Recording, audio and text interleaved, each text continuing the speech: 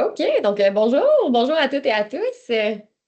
Donc, on vient tout juste de démarrer la réunion. On va prendre une petite minute ou deux, laisser le temps aux participants, participantes de nous rejoindre.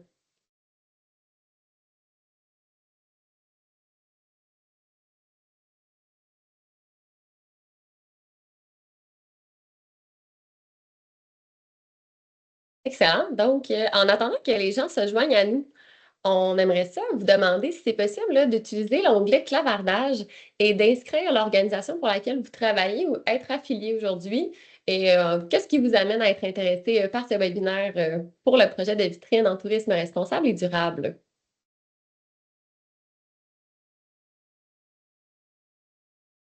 Donc, bonjour à celles et à ceux qui viennent de se joindre à nous.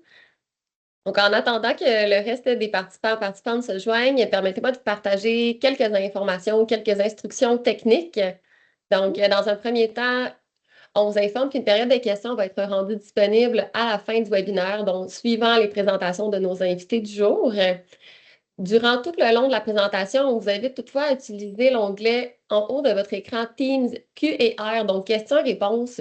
Vous êtes libre d'ajouter vos questions tout au long de la présentation qui va défiler. Et une fois qu'on va être rendu à la période des questions, ce seront ces questions qui vont être priorisées. Et pour des questions informatiques et pour faciliter les échanges, on a fermé les micros et les caméras durant la présentation, mais soyez sans crainte, lorsque nos invités vont avoir terminé de présenter le contenu de ce webinaire, on va les réactiver et tout le monde va pouvoir lever la main, prendre la parole et ouvrir sa caméra avec plaisir. Excellent. Donc, ben, sans plus tarder, merci à tous d'être présents encore une fois aujourd'hui. On est rendu à notre quatrième webinaire d'une série de 5. On est tous rassemblés aujourd'hui pour le webinaire sur la gestion territoriale participative et adaptative, donc en lien avec le projet de vitrine en tourisme responsable et durable en contexte nordique. En ce qui a trait au déroulement, donc je vais commencer par une brève explication, mise en contexte du projet de vitrine. Je vais ensuite vous présenter les ressources disponibles. Puis, nos invités vont également suivre. Je vais vous les présenter. Vous allez voir aujourd'hui, on a beaucoup de gens à la maison, on est occupés. Ensuite de ça, on va présenter la thématique 3. Donc, la thématique 3, le titre est l'encadrement des activités touristiques et de la conciliation des usages. Et finalement, on va terminer avec une période de questions comme à l'habitude et vous allez pouvoir poser vos questions à nos invités directement. Donc, la réserve de biodiversité Wapishka. Donc, pourquoi est-ce qu'on vous présente ce territoire aujourd'hui? C'est bien simple. Dans le projet de créer et d'animer une vitrine en tourisme responsable et durable, le projet est basé sur un territoire de démonstration qui est la réserve de biodiversité Wapishka. Donc, c'est une aire protégée depuis 2003 avec officiellement un statut permanent depuis 2009. La réserve de biodiversité Wapishka, si on avait à la décrire parmi ses principales caractéristiques, évidemment, on dirait que c'est une superficie de 1382 km². Donc, pour vous donner une idée, c'est à peu près un peu plus grand que 3 fois la ville de Montréal, la taille. Ensuite de ça, c'est un endroit où est-ce que vous allez retrouver beaucoup et plusieurs sommets à plus de 1000 mètres d'altitude. Vous allez également y trouver une présence de toundra alpine et on peut également y pratiquer plusieurs activités touristiques et récréotouristiques. On pense notamment durant la saison estivale à la randonnée pédestre. Ça peut être en saison hivernale, le ski, la raquette ou encore même la motoneige hors piste. Ici, vous avez 2 cartes. Je vous invite à regarder celle de droite. On a délimité en rouge la réserve de biodiversité Wapishka pour que vous puissiez mieux la localiser sur une carte. Donc, vous allez voir elle se situe à l'est du réservoir Manicouagan. Et dans la carte de gauche, je vous invite à regarder encore une fois la réserve de biodiversité Wapishka qui se situe non seulement à l'est du réservoir Manicouagan, mais aussi à l'intérieur de notre région de biosphère Manicouagan-Wapishka et qui se situe à son tour quasi en totalité à l'intérieur du Nitassinan, donc le territoire ancestral de la communauté Innu-Pessamit. Pourquoi on vous montre ces cartes-là? On veut que vous puissiez localiser où est le territoire de démonstration du projet, mais aussi que vous puissiez faire le lien que la communauté Innu-Pessamit est encore bien présente sur le territoire et elle l'occupe. Maintenant, qu'est-ce que ça représente de créer et d'animer une vitrine en tourisme responsable et durable en contexte nordique et autochtone? C'est un projet d'une durée de 3 ans qui visait 3 principaux objectifs. Donc, le premier objectif visait à documenter et à expérimenter les meilleures pratiques en la matière. Ensuite, l'objectif numéro 2 visait à générer des connaissances et démontrer les retombées positives qu'un tourisme responsable et durable peut avoir, non seulement pour la lutte et l'adaptation au changement climatique, mais aussi pour la conservation des milieux naturels. Et le troisième et dernier objectif visait à diffuser les connaissances et les meilleures pratiques acquises depuis ces 2 et 3 dernières années, notamment afin d'inspirer d'autres territoires ailleurs au Québec.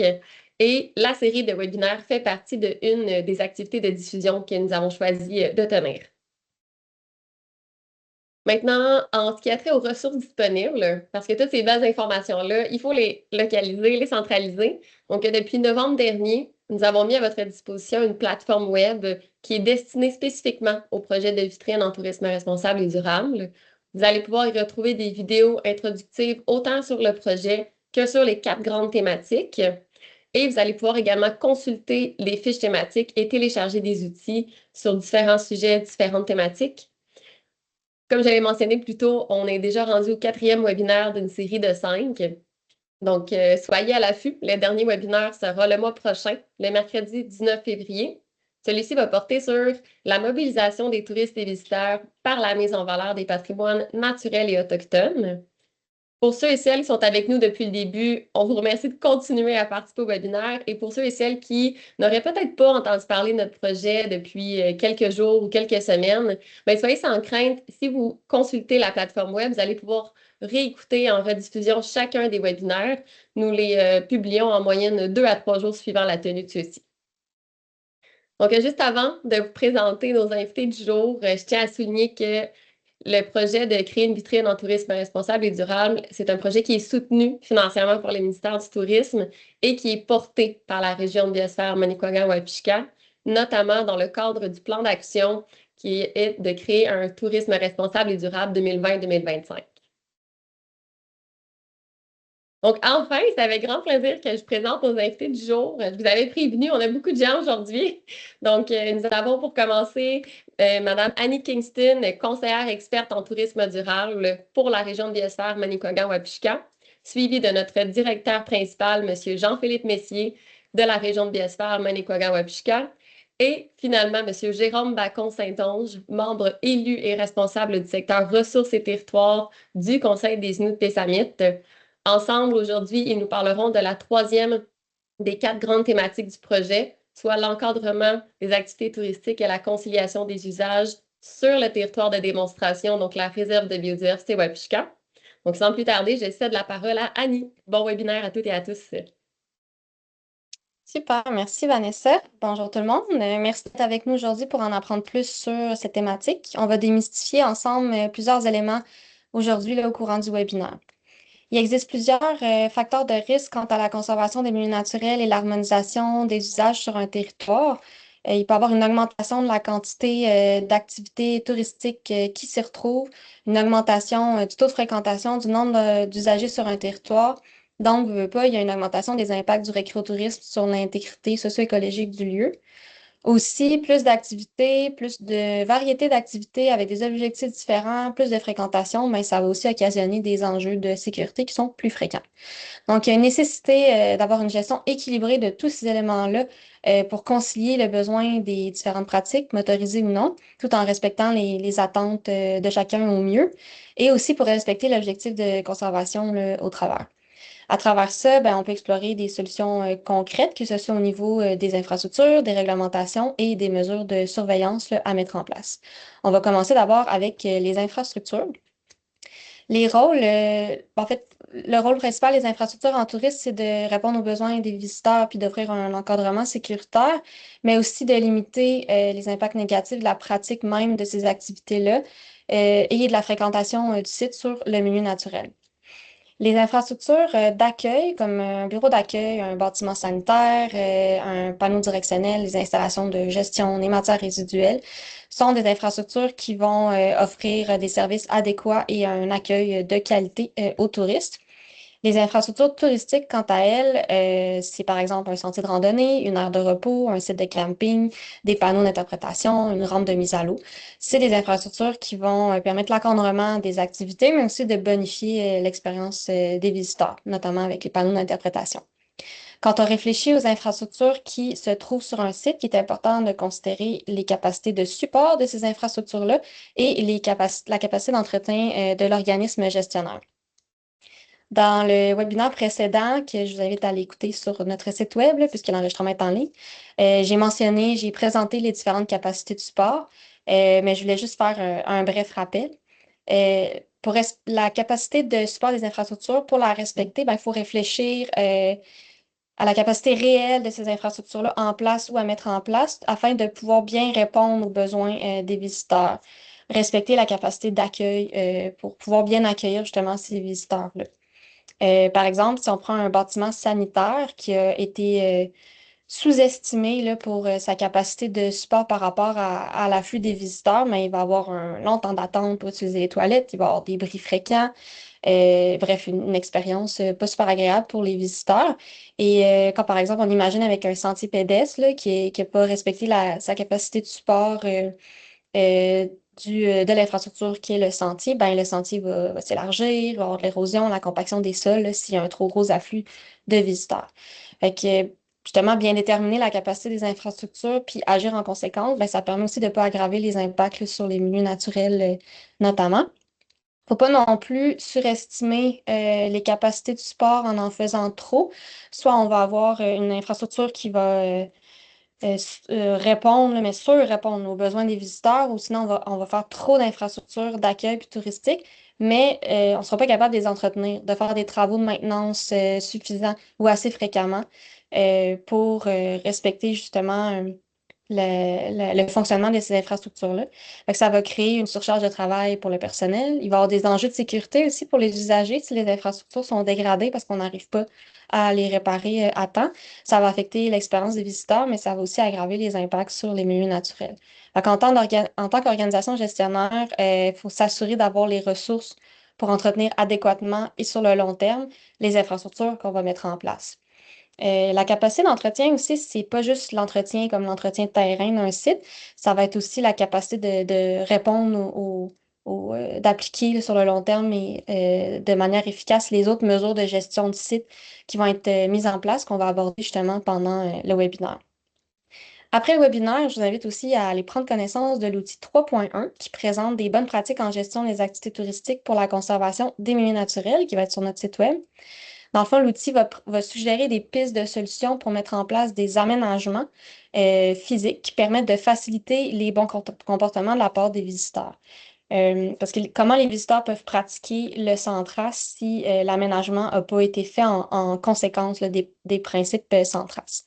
On présente aussi dans cet outil-là d'autres mesures de gestion des activités, de gestion des infrastructures, de gestion du site pour limiter les impacts justement des activités touristiques qui se trouvent sur le lieu.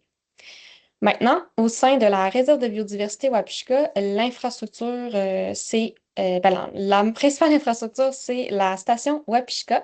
C'est une infrastructure multifonctionnelle qui est située aux abords du lac du cratère Manicouagan, puis au pied des monts Wapishka, des monts Grou. La station a un rôle de coordination sur ce qui se déroule sur le territoire de la réserve de biodiversité et va aussi favoriser la découverte et la protection de l'arrière-pays de la Manicouagan via ces trois pôles-là là, qui sont à l'écran. Donc, la station est aussi une station écotouristique. Ça va être un pôle d'accueil des visiteurs pour l'offre en activité de plein air. Il va y avoir de la location d'équipements de sécurité. Il y a aussi une offre en hébergement et en restauration. C'est aussi à la fois une station de recherche scientifique, fait que ça va être un pôle logistique pour les activités de recherche. Il va y avoir l'entreposage de matériel. Puis avec la station écotouristique, ben, ça crée un peu une formule tout inclus pour accueillir les chercheurs dans ce milieu éloigné. Et la station, d'abord et avant tout, remplit une fonction d'occupation du territoire pour la communauté Innu qui se réapproprie ce territoire qui n'a jamais été cédé. La station, c'est une entreprise autochtone qui est majoritairement sous la gouvernance de la communauté Innu de Pessamit et qui va permettre là, une employabilité puis une reconnaissance des compétences des membres de la communauté avec des postes, par exemple, en cuisine ou l'entretien de site. Ultimement, à cause de cette employabilité-là, ben, ça va offrir une occasion d'échange culturel entre les visiteurs puis les membres de la communauté Innu de Pessamit qui y travaillent. Donc, une mise en valeur de l'Inuit, la culture Innu.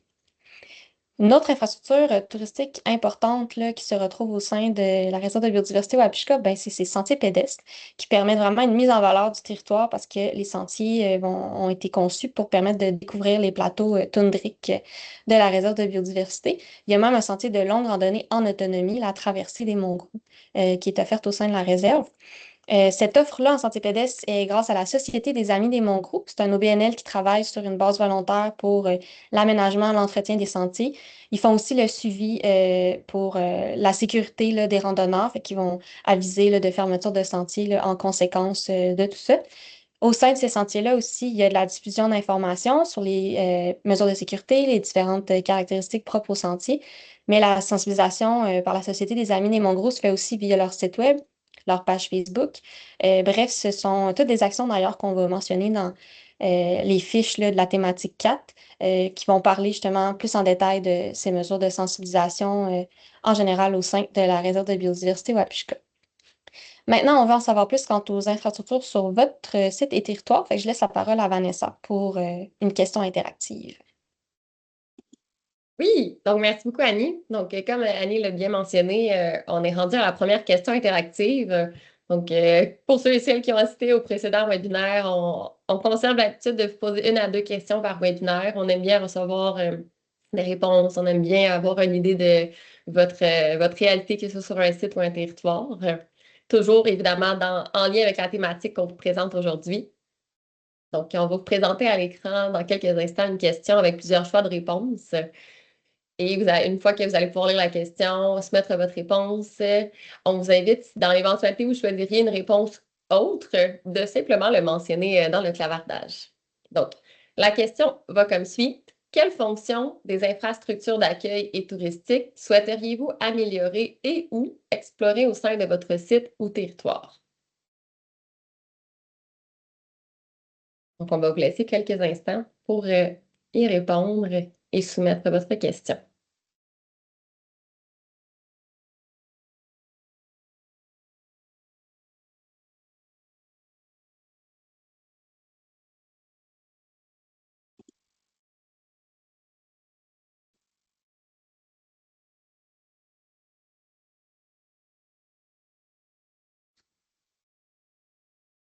Annie, est-ce qu'on voit les résultats de ton côté? Ou est-ce que ça Oui, commence? dans le fond, ben, je sais pas si les personnes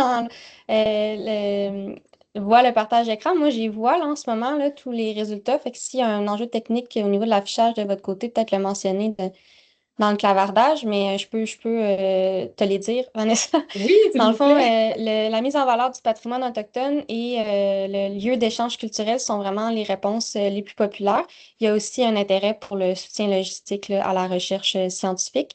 Il y a une réponse autre qu'on va attendre de voir comment ça va être spécifié là, dans le clavardage aussi. Ça ressemble à ça. OK.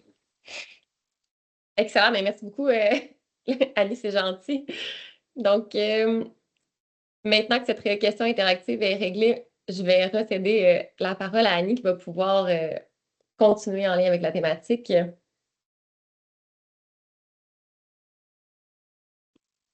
Super, désolée, petit problème technique. Au sein des mesures d'encadrement puis de réglementation qui permettent de concilier les usages touristiques d'un site avec les objectifs de conservation, on retrouve le protocole d'encadrement des activités touristiques.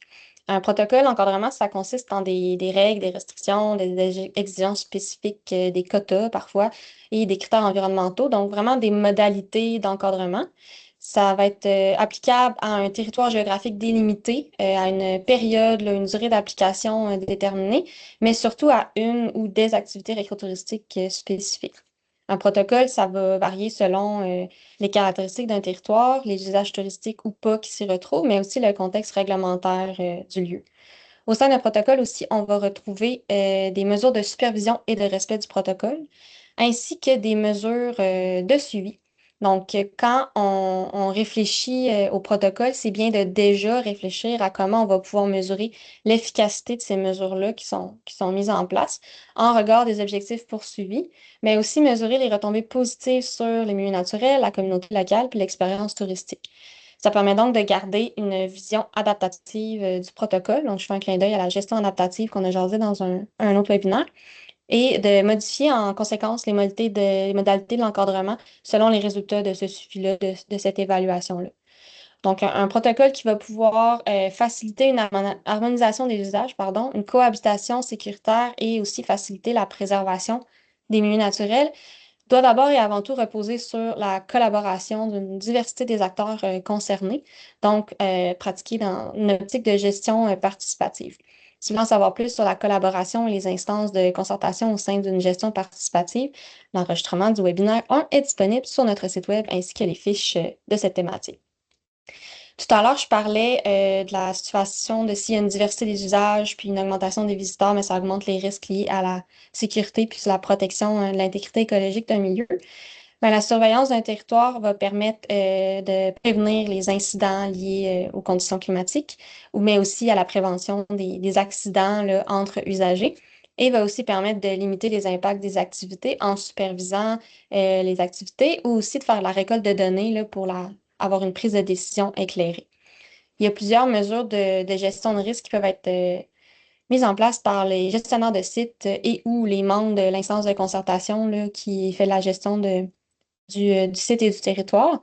Les mesures les mieux adaptées au site vont varier selon les risques liés au type d'activité pratiquée, la superficie puis le relief du territoire, puis aussi les ressources disponibles de l'organisme gestionnaire. Je fais un petit clin d'œil à la capacité d'entretien dont j'ai fait mention plus tôt. Donc, quelques exemples de mesures de gestion de risque. On a ben, le protocole d'encadrement avec des règles spécifiques, comme je mentionnais. Il peut y avoir des patrouilles, il peut y avoir des mesures de sensibilisation là, qui sont faites en amont par différents moyens de communication. La surveillance peut aussi se faire avec la technologie. Donc, par exemple, des caméras de surveillance à des endroits spécifiques qui vont observer les comportements fauniques, donc vérifier les impacts là, de la pratique de l'activité sur la faune. Eux aussi vont pouvoir servir à observer certains points névralgiques là, au niveau de la sécurité ou de conflits d'usage entre différents utilisateurs ou types d'activités. Ça peut être aussi un compteur d'achalandage. C'est une autre manière aussi de faire la surveillance avec la technologie.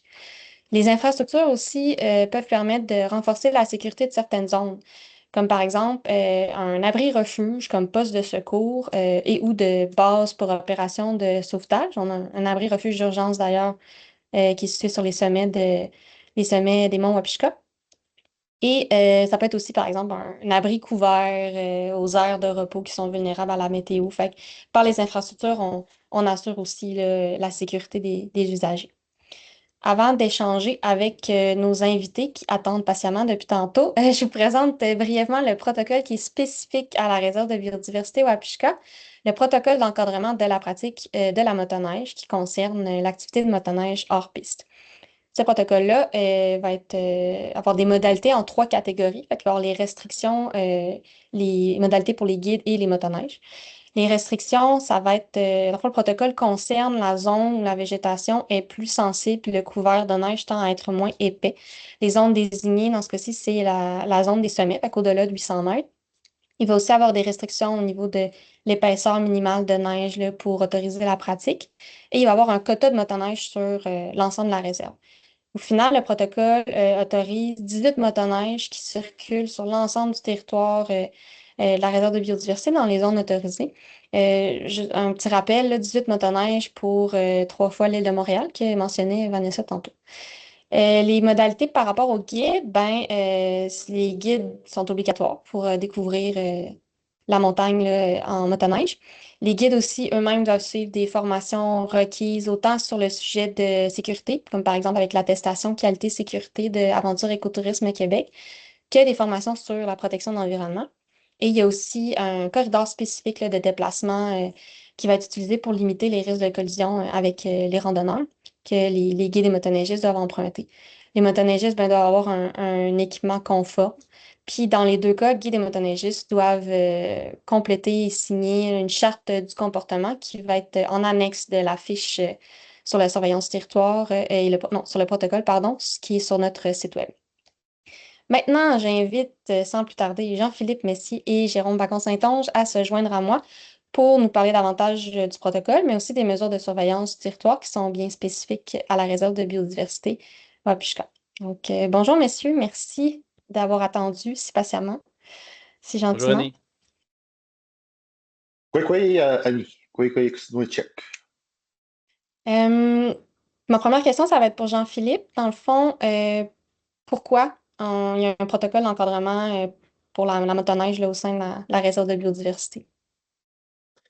Oui, tu viens d'en décrire les principaux éléments le plus techniques, là. Peut-être ce qui pourrait être pertinent pour moi, c'est de dire dans quel état d'esprit tout ça s'est mis en place.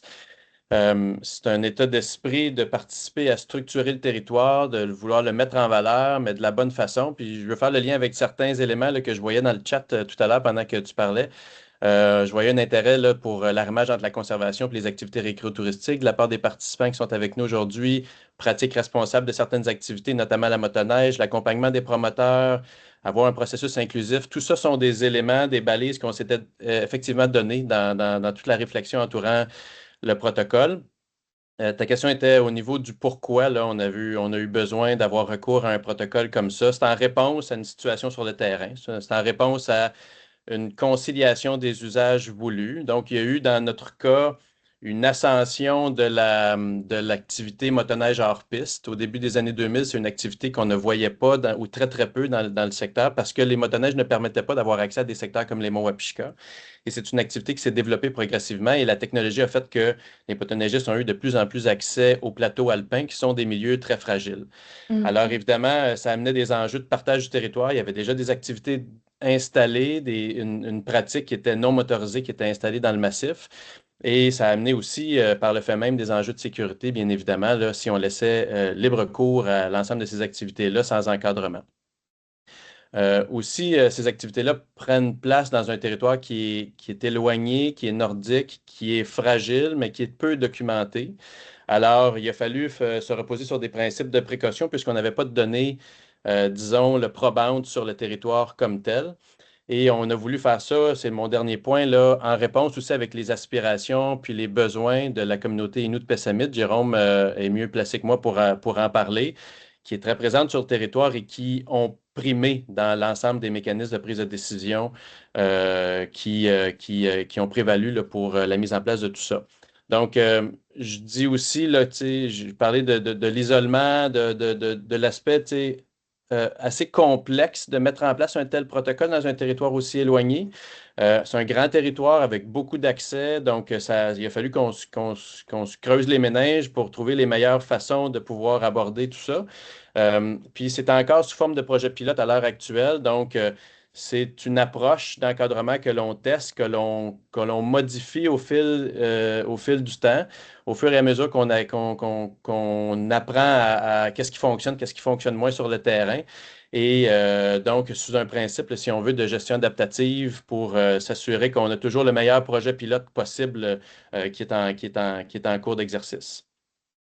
D'accord, j'accroche sur ce que tu parlais, principe de précaution, principe de gestion adaptative. Est-ce que c'est une caractéristique typique des protocoles d'encadrement d'avoir comme des principes sur lesquels se baser pour déterminer les modalités? Est-ce qu'il y en a d'autres, des principes qui sous-tendent le protocole d'encadrement de la motoneige? Ben, en termes de protocole d'encadrement, je ne pense pas qu'il y ait des principes généraux de comment on fait ça. D'ailleurs, pour ce qui est de la réserve de biodiversité Wapishka, il y a une centaine de réserves de biodiversité qui sont installées au Québec puis sous l'égide du ministère de l'Environnement. Il y en a une seule, puis c'est Wapishka, où l'activité motoneige est encadrée. Dans les 99 autres, l'activité motoneige a libre cours. Alors, je pense qu'on est précurseur dans cette dynamique-là. Et donc, non, on n'avait pas de protocole déjà établi ou de marche à suivre là, ou de recette, là. Donc, on le fait par rapport à notre propre contexte, en fonction de certains principes, là. Puis, rapidement, le premier principe que je mettrais sur la table, c'est un principe de précaution. Je disais qu'on n'avait pas de données probantes sur le territoire. On a voulu donner priorité à la conservation parce que c'est une réserve de biodiversité. Alors, on ne voulait pas bannir d'activités, puis j'en reparlerai, là, il y a des complexité d'opérations sur le terrain, puis Jérôme certainement en parlera tantôt, mais on voulait vraiment donner priorité à la conservation. Donc, c'est un protocole qui est contraignant, qui amène des secteurs autorisés et non autorisés, qui sont contraignants. Là, on parle de 190 km² autorisés sur 1400 km². Donc, on est à 14 de secteurs autorisés sur l'ensemble. On a un quota, tu en as parlé, tu as parlé de 16 motoneiges, de 18 motoneiges, c'est 16, là, c'est des groupes de 8, mais c'est donc une limitation du nombre de personnes par jour qui ont accès et chacune de ces personnes-là doit avoir accès accompagnée d'un guide. Donc, on ne laisse pas les gens aller eux-mêmes sur le territoire. Ensuite, on a voulu concentrer les usages dans le même secteur. Ça peut paraître contre-instinctif d'un point de vue de la sécurité, ayant en tête par contre que les secteurs sont prédéterminés puis on est dans un très grand territoire, mais c'est parce qu'on a encore une fois donné priorité à la conservation. Quand on concentre les usages au même endroit, on dérange moins les espèces. Et dans le cas de Wapishka, on a une espèce qui est une espèce à caractère menacé, mais aussi hautement symbolique et culturellement importante pour les Inuits, qui est le caribou forestier. Et donc, on a voulu concentrer l'ensemble des usages dans un territoire où on pouvait donc s'assurer d'un dérangement minimal pour l'espèce qui est notre espèce phare. Autre élément, c'est l'aspect en termes de principe là, sur lequel est basé le protocole, c'est qu'il y a deux voies possibles quand on veut, si on veut limiter ou encadrer une activité. Soit on la bannit puis on l'interdit, soit on l'encadre. Dans le cas de Wapishka, d'interdire la pratique, étant donné la grandeur du territoire, le nombre d'accès, etc., nous paraissait absolument impossible. D'ailleurs, il y a différentes choses qui ont été testées en ce sens-là, puis qui se sont révélées infructueuses. Puis j'ai des gens, il y a des gens de partout au Québec qui sont présents avec nous, là. Parc Canada a de la misère à faire respecter la circulation des VTT à plein d'endroits. J'ai été moi-même impliqué dans plein de dossiers au niveau de Tadoussac, où est-ce qu'en périphérie de la municipalité, il y a un poste de la SQ dans la municipalité, puis on a de la misère à contrôler les VTT sur les dunes. Alors, d'essayer de bannir une activité dans le cas de Wapishka, c'était très compliqué. Et on a plutôt abordé une approche d'encadrement. Donc, pour les gens qui nous écoutent, là, si une approche d'encadrement vous intéresse, on pourrait avoir beaucoup à dire là-dessus. Aujourd'hui, on va survoler, là, mais en gros, ce qu'on a fait, c'est qu'on a voulu influencer les influenceurs. On a rassemblé les gens qui circulaient déjà dans le massif, on a développé un programme de guide et on a formé ces gens-là sur la fragilité du milieu alpin, sur les éléments de sécurité et on a voulu, dans le fond, s'assurer qu'on mobilisait l'ensemble de la communauté déjà présente qui sont devenus des guides et qui sont devenus donc des ambassadeurs de ce protocole-là au fil du temps. Et on en a parlé, là, on a voulu aussi faire en sorte, en termes de façon dont le protocole fonctionne, d'adopter une gestion adaptative. Et donc, on fait un suivi de l'impact du protocole et on s'assure là, qu'on apprend, si on veut, de la dynamique là, qui s'installe, puis des différents trucs qui fonctionnent, puis qui fonctionnent moins dans certains cas. D'accord, Voilà. oui, ben, je pense que, merci, réponse super complète. Justement, dans le dernier webinaire, je me souviens qu'il y avait une interrogation sur qu'est-ce qui est mieux, est-ce qu'on concentre tout dans un secteur où justement on ouvre partout pour diluer, puis vraiment, ça peut paraître contre-intuitif, mais c'est au final, quand on concentre les activités dans un certain secteur, reste qu'il y a une giga-partie qui va être conservée beaucoup plus parce qu'il n'y aura aucune activité dans ce secteur-là. Puis aussi au niveau de la sécurité pour un territoire aussi gigantesque puis en milieu éloigné que la réserve de biodiversité Wapishka, ça faisait du sens là, de concentrer en un secteur. Puis je trouve que les mesures de sensibilisation par la mobilisation justement des guides et des motoneigistes que tu mentionnais, ça fait une super belle introduction pour notre webinaire 4 en février qui démontre que la sensibilisation, c'est pas juste on diffuse l'information, on dit l'information, puis la personne part avec ça, mais on mobilise les usagers à être ambassadeurs, comme tu disais, influenceurs pour la sensibilisation là, au sein de ça. Mais quant au le principe de précaution que j'apprécie particulièrement parce que je le retiens à chaque fois dans tes réponses, il est utilisé, dans le fond, c'est tout ça qui va permettre de définir les barèmes assez précis parce que veut pas les décisions qui ont été prises pour on autorise ça où, on autorise ça à combien, à quel endroit, l'épaisseur de neige, tout ça, c'est des modalités qui ont été basées Ouais. sur euh, on prend un guess avec le principe de précaution, mais c'est vraiment comme des données scientifiques. Tu sais, comment ça s'est fait, ce principe-là de précaution adapté au définir les modalités d'encadrement, justement.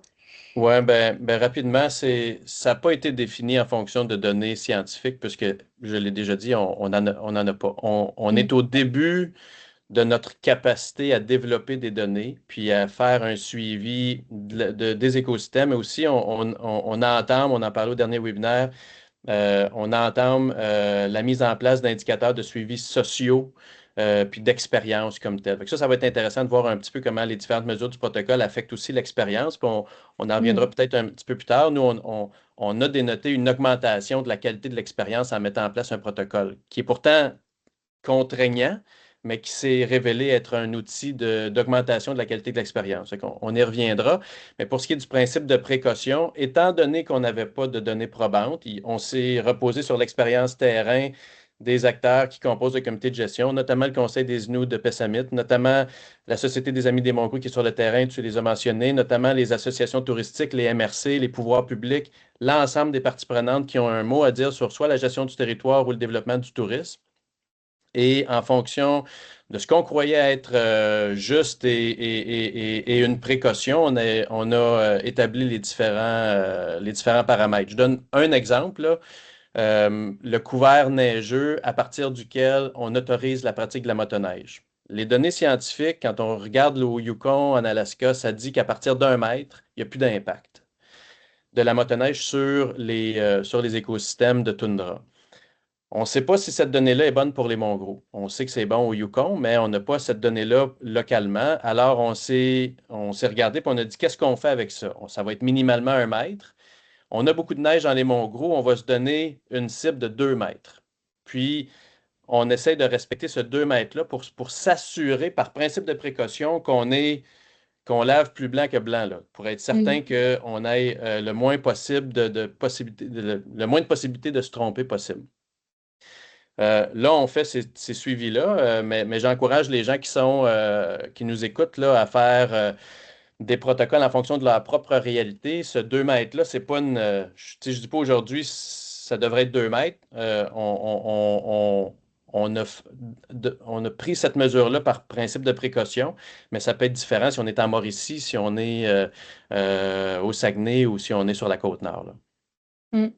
Ça permet aussi de pas sous-estimer les impacts des activités touristiques sur un territoire. Fait que d'appliquer cette précaution-là nous permet davantage là, d'avoir des mesures qui vont permettre la préservation des milieux naturels. Fait que bravo sur ça. Maintenant, Jérôme, c'est à toi. J'ai des questions concernant le protocole, mais au niveau, tu sais, tout à l'heure, je mentionnais dans un protocole, c'est bien d'avoir des mesures de surveillance, de suivi, tout ça. Donc, au niveau du protocole encadrement de la motoneige, comment il est appliqué dans la réserve de biodiversité? Puis est-ce qu'il y a d'autres mesures de surveillance du territoire qui sont en place là, dans la réserve? Oui, alors, pour ma part, là, ce que j'ai retenu dans ta présentation là, sur la carte du territoire national de Pessamit, là, c'est un territoire qui n'a jamais été cédé. Si on ne revendique pas le territoire, on est toujours présent sur le territoire, on occupe le territoire. Tous les Pessamioulou, là, les gens de Pessamit, Pessamioulou, qu'on dit dans notre langue, là, ont le titre là, de gardien du territoire. Mais depuis plus de 20 ans, nous autres, au Conseil des Inuits de Pessamit, on adopte un principe d'agent territorial qui travaille sous le secteur territoire et ressources. Eux ont obtenu comme une responsabilité de patrouille hivernale pour vérifier que tous les motoneigistes sont accompagnés d'un guide autorisé là, pour la pratique de la motoneige dans les Monts-Gros. Puis c'est depuis 2019 là, que la délégation officielle du rôle de surveillance du territoire accordé au Conseil des Inuits de Pessamit pour les agents territoriaux, accordé par le ministère de l'Environnement de lutte contre les changements climatiques, faune et parc. C'est un entente qui est quand même assez rare là, dans le sens où habituellement, le ministère préfère que ces surveillances-là soient faites par leurs propres agents de la faune, leurs propres agents autorisés à faire la surveillance. Puis je pense que c'est une délégation qui est quand même assez audacieuse là, de nous avoir délégué la responsabilité de la surveillance sur notre territoire. Puis de toute façon, ça nous appartenait complètement, là, puis ça nous revenait de plein droit. Mais aussi, je pense qu'il faut comprendre que le Conseil a été aussi courageux et audacieux d'accepter des responsabilités qui sont énormes, là, je dirais, de par les compétences que ça demande pour la pratique de la motoneige, la compréhension de la réglementation, la formation, le développement de la main-d'œuvre, des compétences. Euh, je sais que anciennement, avant le protocole, avant que la délégation soit faite à nos agents là, territoriaux, je pense que c'est une pratique qui s'est avérée un petit peu plus difficile sur le terrain, considérant le nombre, je te dirais quand même assez, le peu de nombre pour les agents là, de la province de faire la surveillance de tous les territoires. Je pense que nous autres, à notre niveau, c'est une meilleure pratique. Je pense que c'est bien reçu par les motoneigistes depuis qu'on fait ça avec nos ressources à nous. Je pense que c'est aussi très important de soulever que d'un point de vue sécurité, la station Apichka est bien située là, au pied des monts Gros, au pied des monts Wapishka, peut être, et principalement, essentiellement, le quartier général des opérations de recherche et de sauvetage en cas d'urgence. Je pense que c'est important de bien le spécifier. On est vraiment au pied des monts Wapishka.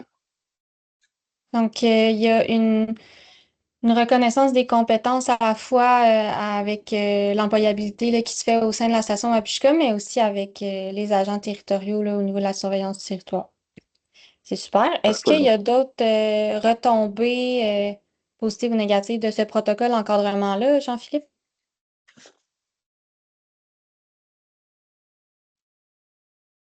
Absolument, là, tu sais, puis merci Jérôme de l'ensemble de ces éléments-là. C'est effectivement audacieux, mais c'est surtout efficace, beaucoup plus efficace que toutes les autres tentatives de surveillance du territoire qui ont été testées. Et ce que ça nous amène là, en termes de retombées de ce protocole-là, c'est une garantie de conservation qui est accrue. Ce n'est pas une garantie totale ou confirmée, mais c'est accru. Alors, cette surveillance-là, puis le fait qu'on a un protocole, ça se traduit nécessairement par une réduction des impacts sur les milieux naturels, qu'on le disait, qui sont fragiles, qui sont sous-documentés, puis ça, bon, on va y remédier. Mais je reviens sur un élément là, qui est la qualité de l'expérience.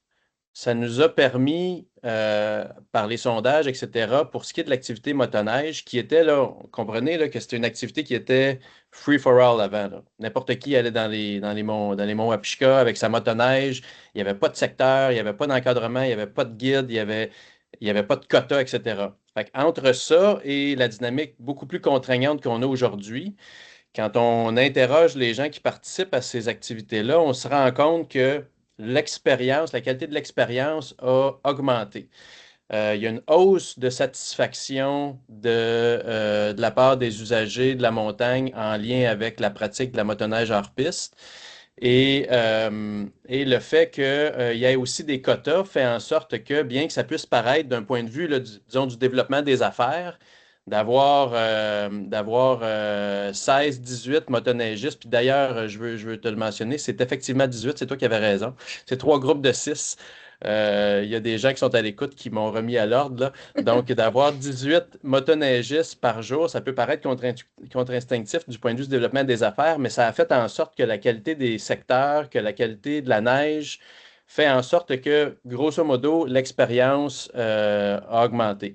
Ça n'a pas non plus nuit au taux de fréquentation. C'est clairement les différents intervenants, dont la station Opishka, aussi l'Association des motoneigistes du Nord, qui encadre toute l'activité des guides, qui limite, si on veut, la fréquentation du massif, parce que si on ouvrait, là, si on doublait le quota demain matin, on doublerait l'achalandage. Si on le triplerait, on triplerait l'achalandage. Il y a une liste d'attente là, en années pour aller en Wapishka. Donc, c'est clairement une décision qui est prise par les intervenants de limiter la fréquentation à un nombre fixe. Puis, dernier élément, là, ben, c'est la sécurité. d'avoir une activité free-for-all versus d'avoir une activité qui est encadrée, où est-ce que les guides sont en communication les uns avec les autres via des capacités de communication que la station Opishka a installées dans le massif. On a installé des planches dorsales puis des équipements de sécurité puis de premiers soins dans quelques endroits dans le massif, d'avoir une coordination possible fait en sorte que la sécurité dans le massif, puis encore une fois, là, on est dans un massif éloigné, avec des conditions qui sont proches de l'Arctique, avec une distance de 336 km, une fois rendu à la station qui nous sépare de l'hôpital, là. Alors, un pépin peut se transformer en catastrophe très rapidement.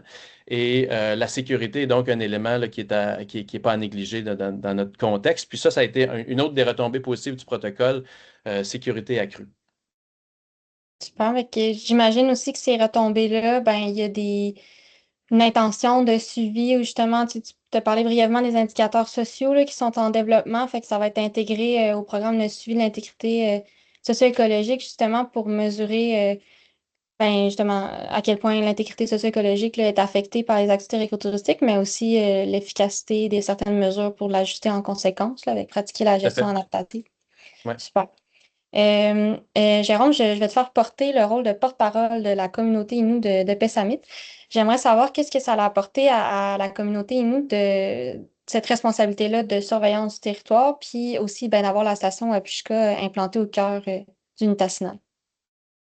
Certainement. Alors, pour nous, cette responsabilité-là, elle nous revient, elle nous appartient, je dirais tout à fait naturellement, de par l'occupation millénaire qu'on a du territoire, pas juste dans les Monts-Gros, mais au travers de notre territoire ancestral. Puis c'est encore une continuité dans l'occupation du territoire qu'on a là, avec nos agents ou même nos gens de Pessamit qui travaillent à la station Apishka. Une réappropriation puis une appartenance au territoire indéniable. Puis évidemment, à la station Apishka, il y a aussi des emplois qui sont occupés par des gens de Pessamit qui favorisent peut-être un échange culturel avec les motoneigistes ou encore les touristes qui sont là. On fait de la création d'emplois à cause de la station Apishka, notamment dans les guides qui sont autorisés pour la pratique de la motoneige, les agents territoriaux, au niveau de la cuisine, l'entretien extérieur, intérieur de la station Apishka, ultimement la gestion, le marketing, le service à la clientèle, c'est toutes des choses qu'on va développer au fil du temps. Alors pour nous, c'est un élément très, très, très important. C'est un drapeau blanc sur notre territoire. Super. Ben, ça complète ma portion entrevue. Merci beaucoup pour vos réponses, Tinesh Kumitin. Je sais qu'il y a beaucoup à dire sur le sujet. Il y a plus d'informations qui sont disponibles, encore une fois, sur le site web de la vitrine. Puis, il y en a d'autres qui vont être alimentés, comme je disais, la thématique 4, là, ça s'en vient. Nos invités restent avec nous pour la période de questions. Fait que je laisse la parole à Vanessa pour une question interactive aussi. Oui, ben merci beaucoup, Jérôme. Merci, Jean-Philippe. Je sens déjà que ça va soulever des questions.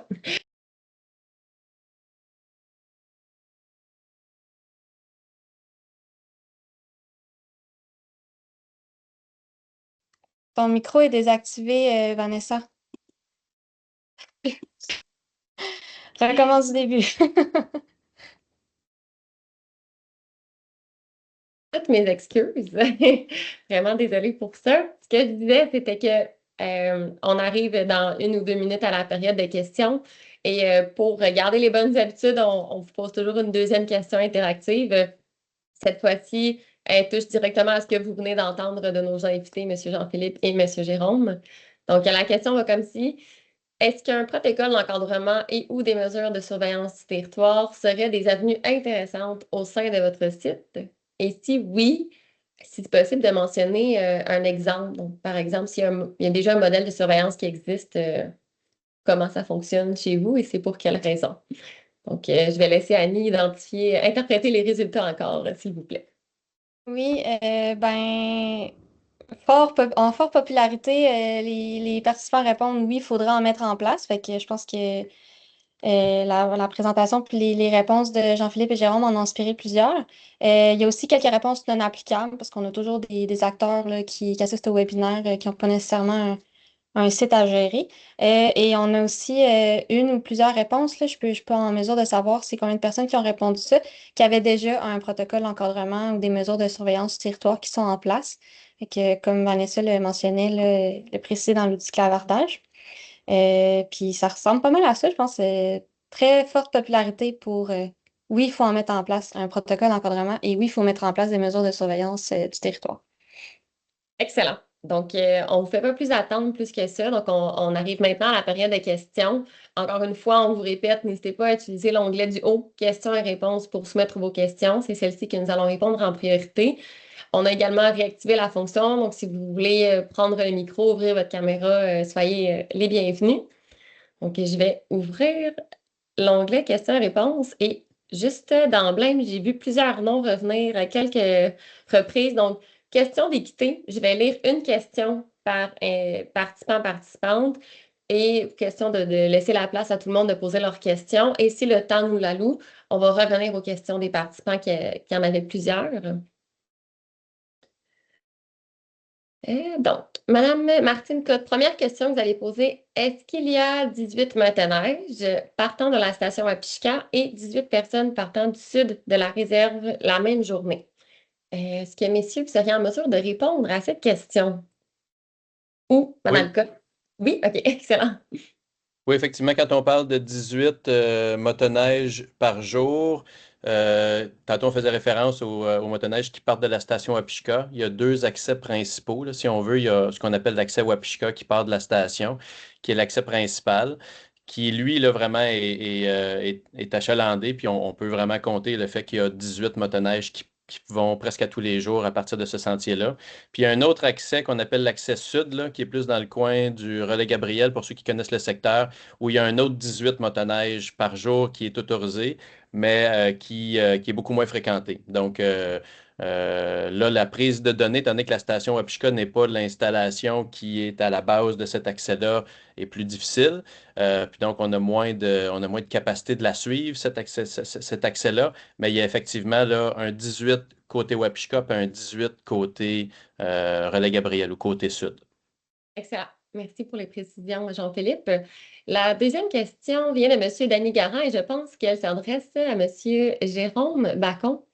M. Garand demande, y a-t-il un fondement légal valide selon la loi des véhicules hors route ou autre loi québécoise qui donne la légitimité du contrôle des motoneigistes hors piste par votre patrouille, par exemple jusqu'à donner des amendes?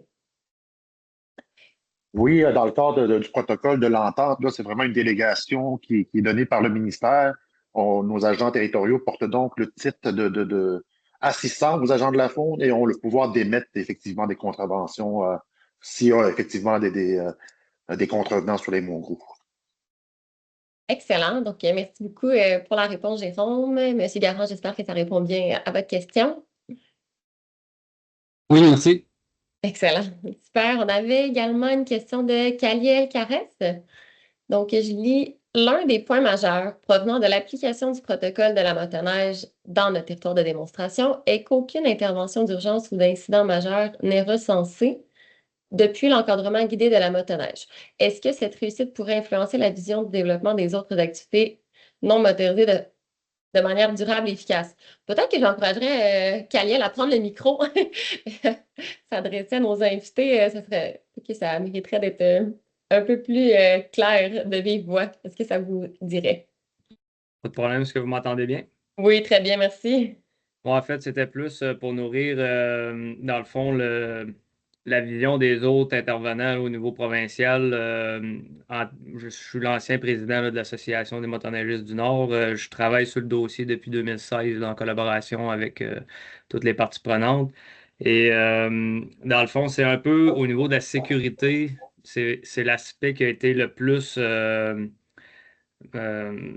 je dirais, qui a payé le plus là, dans l'encadrement de la motoneige. Il y avait déjà eu une intervention par l'armée là, à l'époque, là, dans le début de la mode de la motoneige de montagne dans les Wapishka, mais depuis que ça a été encadré au niveau avec des guides, ça n'est jamais réarrivé. On n'a aucun incident majeur. C'est assez sérieux là, comme organisation et coordination. Donc, le point que j'apporte, c'est dans des milieux isolés comme ça, l'aspect de sécurité et d'intervention d'urgence peut certainement être grandement amélioré par l'encadrement des activités, dont l'usage de guide, par exemple. Excellent. Est-ce que, monsieur, vous avez quelque chose à rajouter, Jean-Philippe ou Jérôme? Est-ce que monsieur Caliel vient de mentionner? Ben, je peux juste renchérir là, sur le fait qu'effectivement, on n'en parle peut-être pas assez là, de l'aspect de la sécurité puis des bénéfices que ça amène à ce point de vue-là. On l'a survolé tantôt.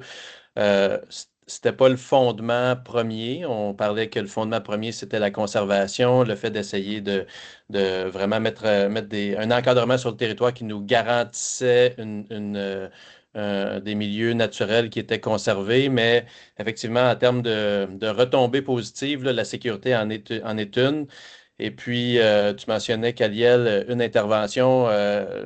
J'ai en mémoire qu'il y en a eu plus qu'une là, par l'armée à cette époque-là. Puis, on ne sait pas combien ça peut coûter en fonds publics là, quand l'armée canadienne se déplace dans les Wapishka à partir d'Halifax. Là, mais c'est sûr que ça doit être. Il doit y avoir beaucoup de zéros après le chiffre. Et donc, là, il y a un élément clairement qui est positif à ce niveau-là. Et je pense pas simplement ou seulement pour des milieux éloignés comme le nôtre.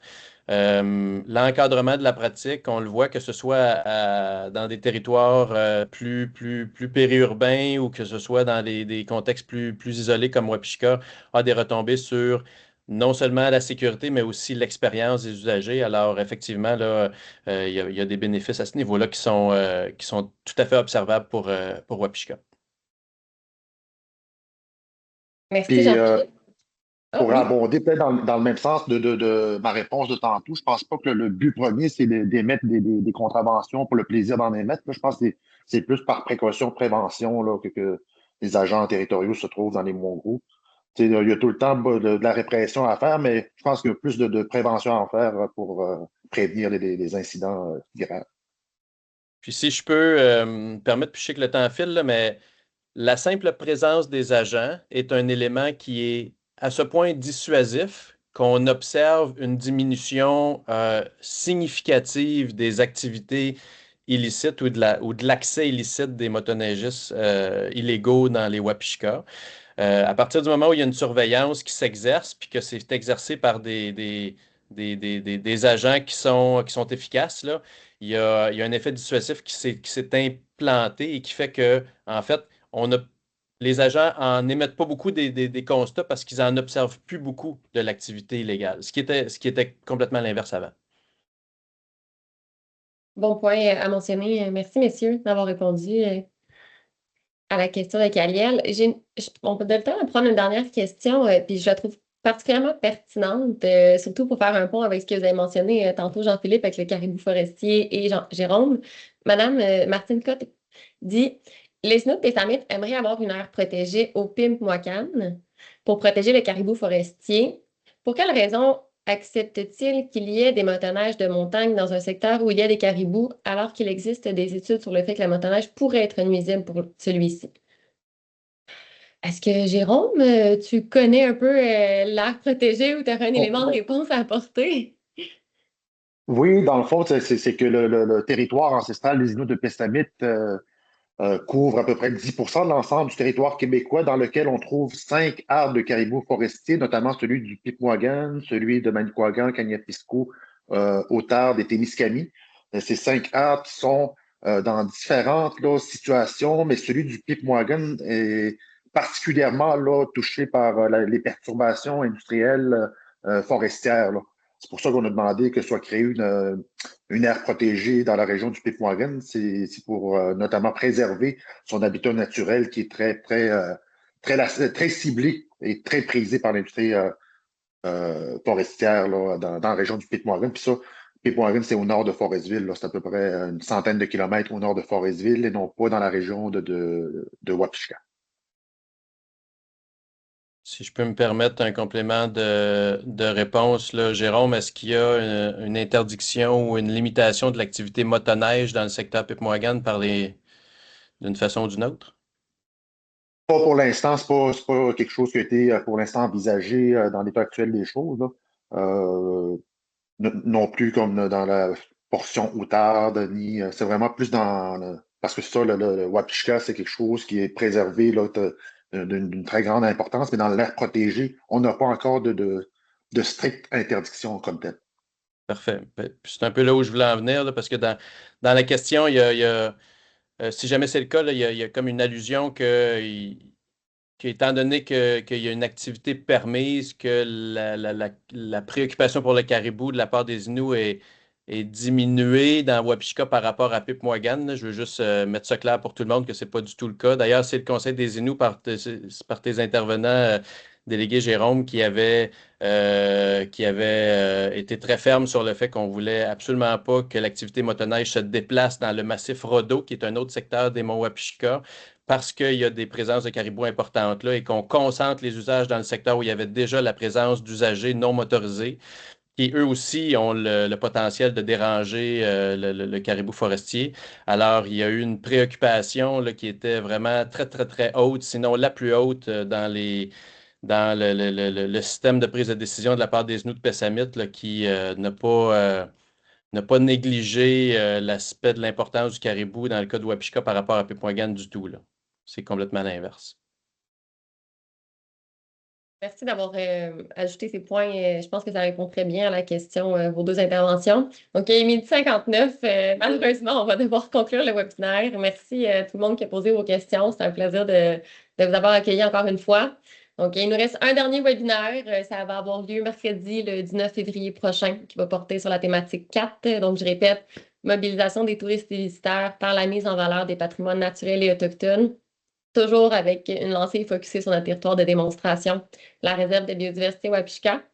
Et si vous aimeriez en apprendre plus, on va partager les liens dans le clavardage pour avoir un accès à la plateforme web. Vous allez pouvoir revisionner le webinaire, le partager à vos amis, à vos collègues.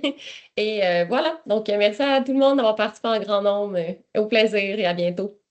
Merci à tous. Merci. Merci. Merci.